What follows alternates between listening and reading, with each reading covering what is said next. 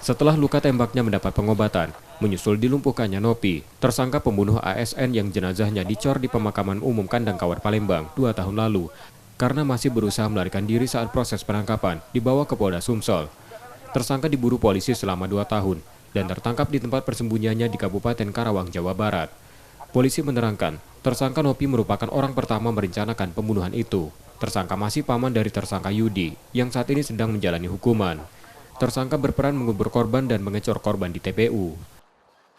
Dengan modusnya mereka meneteskan air install di dalam minumannya sehingga dia keadaan lemas, dan si korban langsung dijerat pakai tali menggunakan seutas tali di dalam mobil.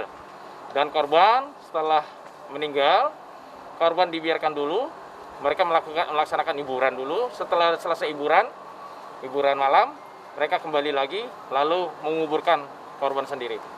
Yang tersangka yang kita amankan saat ini, dia selaku penggali kuburnya dan merupakan termasuk dia menyuruh untuk melakukan pembunuhan.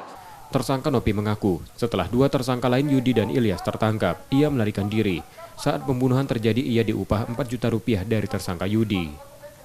Iya, sempat luntang-lantung dulu ke Lampung, di jalanan, terus nanya-nanya orang jalan keluar kemana, sasar-sasar.